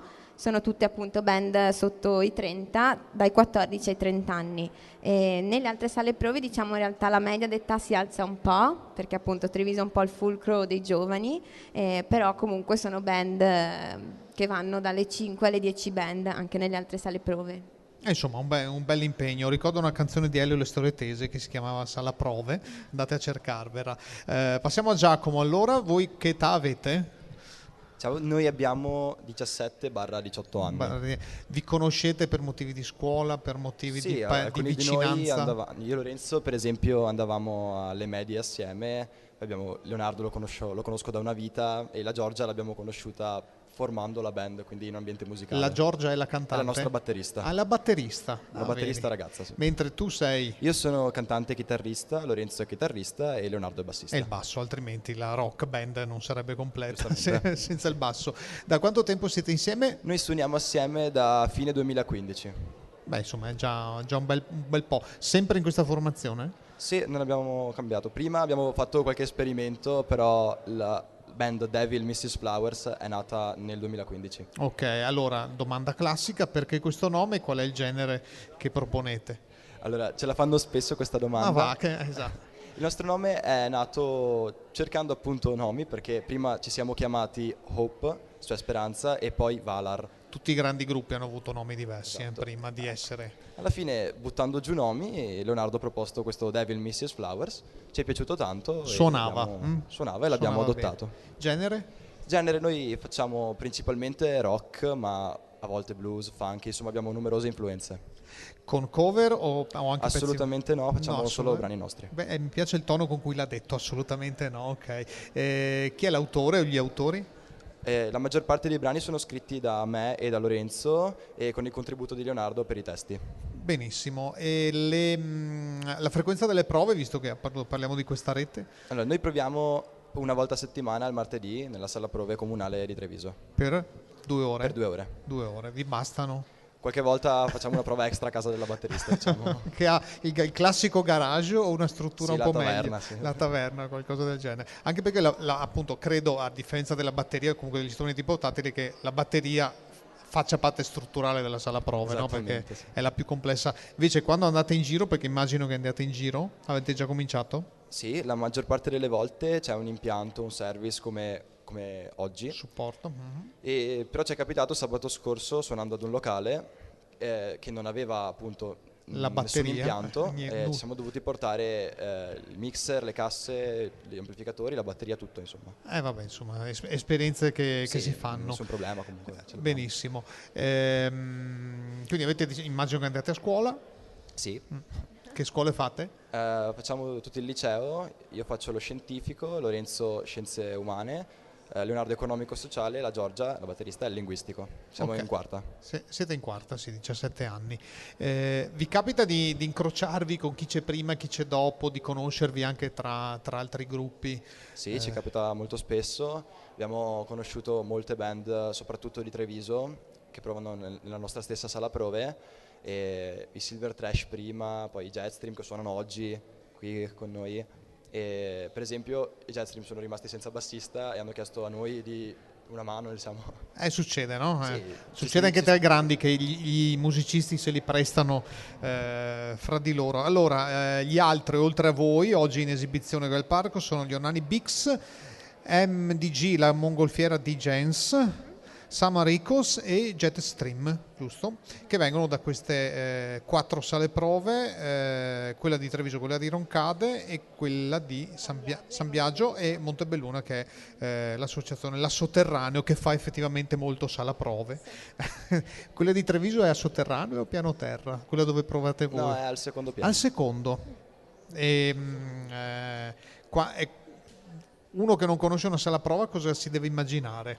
Si deve immaginare 2 stanze. Noi abbiamo 2 stanze, sala A e sala B. Sono delle stanze attrezzate con un mixer, delle casse, quindi un impianto, i cavi, il microfono, gli amplificatori per chitarra, per basso e poi abbiamo vari pannelli isolanti acusticamente certo. E ovviamente la batteria, sì. Voi registrate le prove oppure... Noi abbiamo registrato, noi personalmente come Devil Mrs. Flowers, abbiamo registrato ancora ormai 2 estati fa un paio di demo e stiamo cercando adesso di andare a registrare, abbiamo in programma di registrare un EP. Bene, allora in bocca al lupo. Grazie. Oltre a quella di oggi, prossima esibizione? Le prossime esibizioni che abbiamo noi sono il 2 giugno al Centro Sociale Django, poi l'8 di giugno a Pederobba al Veneto Rock Contest alle semifinali e poi il 29 di luglio suoneremo a Suoni di Marca. Beh, insomma, avete un ricco calendario. Carlotta, chi volesse aggregarsi o entrare in questa rete, nella turnazione, cosa deve fare? Certo, no, in realtà diciamo che la rete è più che offre degli incontri informativi. Diciamo che ci trova su Facebook come Larsen Rete Sale Prove Treviso e Provincia e poi trova anche il progetto Giovani, quindi in caso può anche scrivere al progetto Giovani Treviso. Appunto, come diceva prima Giacomo, abbiamo un appuntamento che usciamo sia il 29 luglio come progetto Giovani Treviso, sia il 4 agosto come Rete Larsen, anche a Suoni di Marca, quindi per noi è un grande palcoscenico evento. importante. Allora, grazie a voi, vi lasciamo al resto del pomeriggio in concerto. Grazie ragazzi, buon proseguimento. Ancora ospiti, tra pochissimo breve stacco.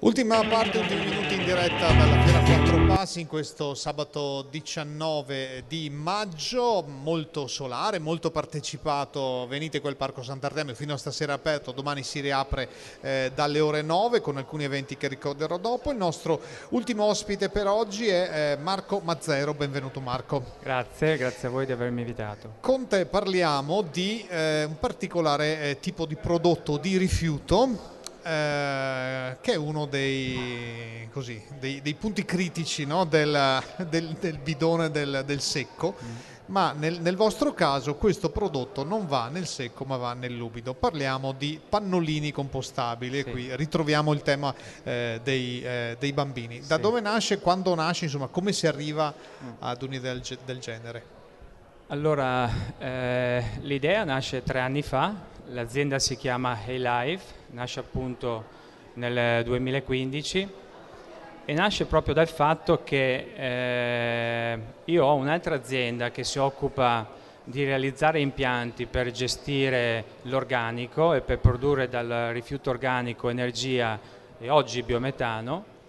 E parlando così, insomma, guardando al mondo del rifiuto, ci siamo accorti che proprio i pannolini, ma non solo i pannolini, tutto i prodotti assorbenti per la persona sono quella parte di rifiuto che rimane indifferenziata più difficile da gestire. Quindi anche in comuni virtuosi come può essere Treviso, ma come tanti altri in Italia e in Europa e nel mondo, ormai riusciamo a differenziare benissimo tante cose, dalla plastica al vetro al rifiuto organico eccetera. Ci rimane una parte che si chiama rifiuto rifiuto secco, e di questo rifiuto secco il pannolino o i prodotti assorbenti per la persona ricoprono una percentuale molto alta. È proprio fisicamente il più ingombrante. Sì, dal 20 al 30%. Allora, visto che insomma ci siamo sempre occupati di innovazione, abbiamo pensato, ma vuoi che al giorno d'oggi non esista un sistema per risolvere questo problema senza andare a lavorare a valle? Perché insomma lavare la pupù e la pipì o pensare insomma a una tecnologia del genere mi sembrava un po' troppo difficile, o comunque in termini di impatto sull'ambiente abbastanza onerosa. E allora abbiamo detto, ma con le tecnologie che ci sono e con i materiali innovativi che ci sono, secondo me possiamo lavorare a valle. Quindi questo rifiuto già a priori farlo diventare un non rifiuto. Ecco quindi che abbiamo cercato di costruire e progettare un pannolino, ma abbiamo anche la linea per l'assorbenza femminile e anche l'incontinenza, che sia appunto compostabile. Quindi i nostri pannolini sono i pannolini appunto compostabili, costituiti principalmente da materiali che derivano dalle fibre dell'amido, quindi amido di patata, amido di mais. La parte assorbente è cellulosa vergine proveniente da foreste coltivate e quindi sostenibile. E ultima novità, secondo me la più grande, abbiamo anche studiato, e per questo già vinto un premio, un biosap, cioè un bioassorbente di origine naturale. Il SAP, tradotto è super assorbente, è uno dei prodotti che nel pannolino è un po' il più criticato, diciamo così, proprio anche perché può creare delle irritazioni o degli arrossamenti che poi con le cremine andiamo a, diciamo, calmare. E quindi anche lì abbiamo voluto inseguire le performance dei pannolini tradizionali mantenendo la naturalezza. Ecco quindi che ormai da un anno siamo entrati in produzione, da ottobre dell'anno scorso siamo entrati nel mercato, nella grande distribuzione organizzata, ci stiamo muovendo adesso nei negozi specializzati e puntiamo moltissimo all'online, cerchiamo di essere innovativi anche da questo punto di vista. Ecco, un'altra cosa che è importante, perché un conto è dirlo, no? che è compostabile, un conto è che poi lo sia, perché un qualsiasi ispettore o azienda che raccoglie i rifiuti poi si trova tutta sta montagna nell'umido e dice no, questa ci mettiamo un'etichetta, facciamo una multa. Invece?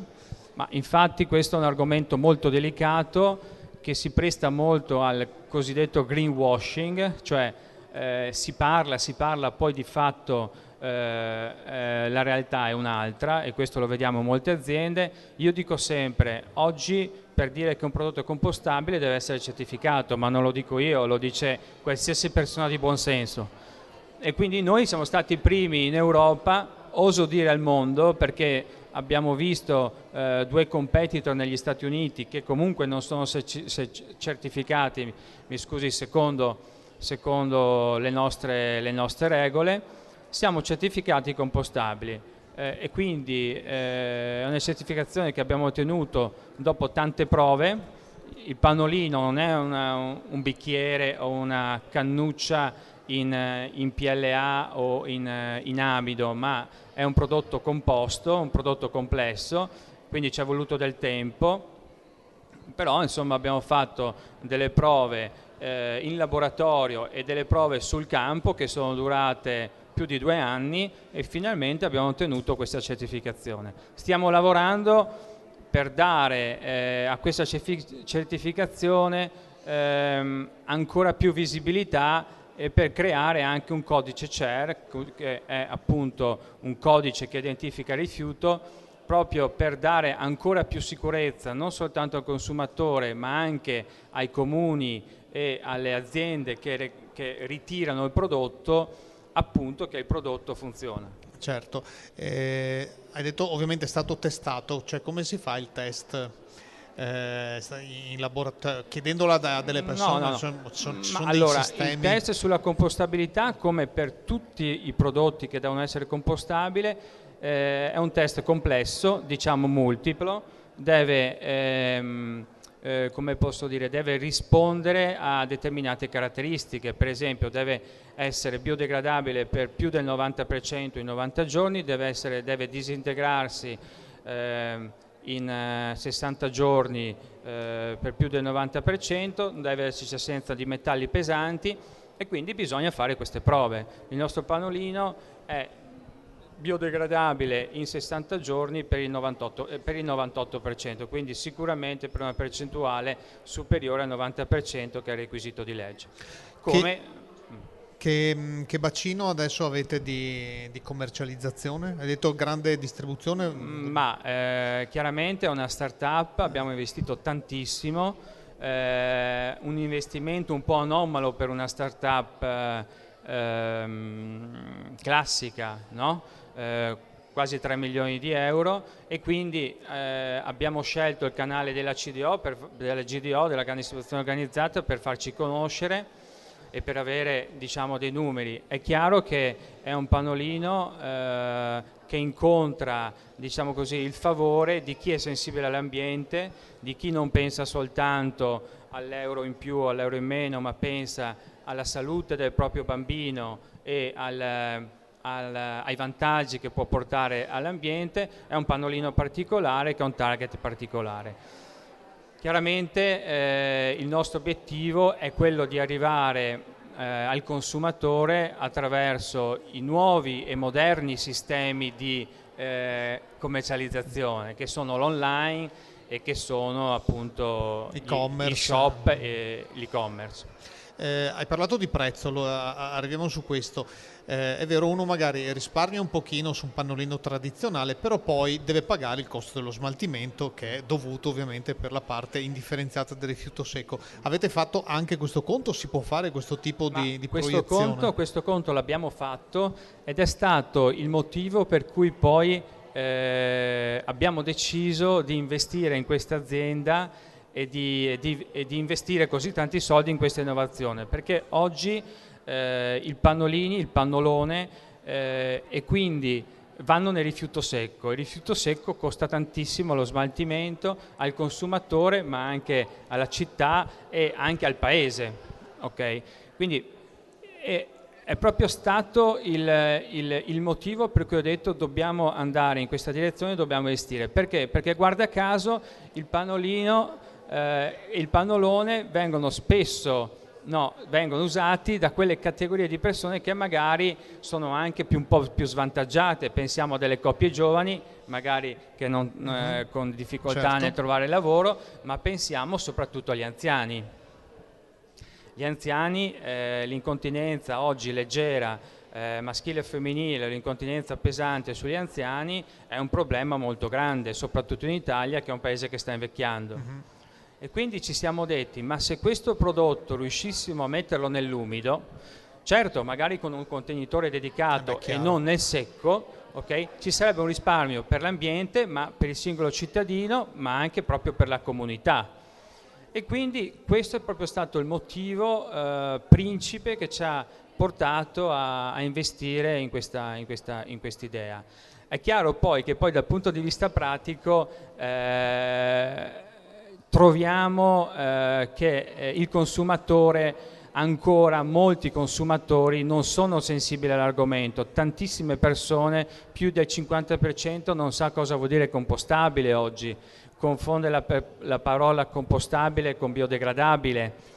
E quindi mi capisce bene che c'è tutta un'attività di informazione da fare e di sensibilizzazione da fare molto molto importante. Noi abbiamo deciso di farla iniziando dagli asili e quindi oggi stiamo in collaborazione con alcune municipalizzate, alcune aziende che ritirano il rifiuto, che mi piace chiamarlo il non rifiuto, stiamo sensibilizzando proprio a partire dagli asili nido, dalle scuole per l'infanzia, pubblico, privati, stiamo portando questo pannolino e stiamo appunto indicando i vantaggi.